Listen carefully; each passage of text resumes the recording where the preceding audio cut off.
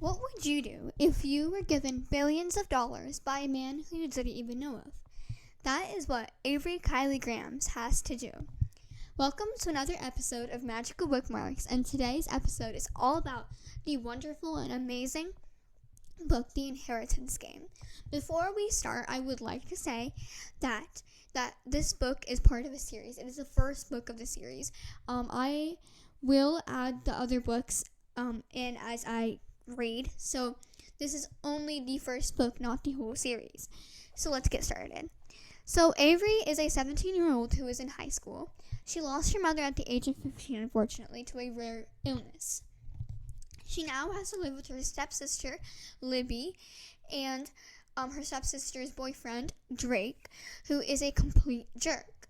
All Avery wants to do is get finished with high school, get a scholarship, and go straight to college. But what she's faced with is something completely different. Texas's most richest man, Tobias Hawthorne, has mentioned her in his will. Not like a small portion, but his whole entire fortune. And I think I forgot to mention, but his net worth is $46.2 billion. So imagine, almost all of that goes to Avery. But the real twist here, Avery doesn't even know this man. She has no clue why he left all of his life earnings into her hands. She's never even met this man before, and after doing a bit of background research, she learned a few things about him. But that's nothing close to how much his family knows about him. So she wonders why, instead of giving it to his 2 children and his 4 grandkids, why it went all to her. Though Avery has inherited so much money, there are so many problems that come with it. Like, she must learn how to handle all of Tobias's money, assets, properties, and worldly possessions, including his mansion. And she must know how to handle all the attention that she's getting as the richest teenager. Not only this, but some people will do anything to take the money out of Avery's hands, even kill her. She can't just walk away with this money. She has to live in the Hawthorne house for 1 complete year. She must live with people whom Tobias left nothing to, people who are his family, people who despise her for coming into their family and taking all of the money that they believed to be theirs. So, the more Avery thinks about it, the more she wonders why she was put to take care of all of Tobias's wealth and fortune. So, along with her, the 4 grandkids of Tobias, Nash, Grayson, Jameson, and Alexander, 4 attractive, competitive young men, also want to figure out Avery's role in their grandfather's money. Avery and the 4 Hawthorne brothers solve and play the last game that Tobias Hawthorne has set up for them. Likely the most complicated game that he has ever made.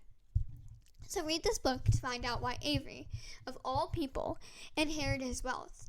What is so special about her? And I think that this book was really, really good, and I loved it. And I love how these books are cliffhangers because it really makes you want to read the next book. So I also wanted to share one of my favorite characters. So my personal favorite Hawthorne brother had to be Jameson. I think that his personality is really different from others. He believes that everything in life is a game. Though this can be a little bit irritating at times, I think it's a very unique way of thinking. His first instinct of Avery when he met her was that she was a puzzle, a game that his grandfather had left for them. I love his curiosity to keep going and find clues. He hardly ever gave up in this book, even when things weren't going his way. His quick thinking and puzzle-solving skills has helped as well. Another great trait that I think is very important to this book about Jameson is that he will protect those he cares about with all of his life. And I think this is very sweet, and it shows up many times in this book, and I think it's very important to this book as well. This book is filled with mystery, romance, and intricate details that make it wonderful. And I was not able to put this book down because of the thrill and the excitement of the plot and the enjoyable little moments.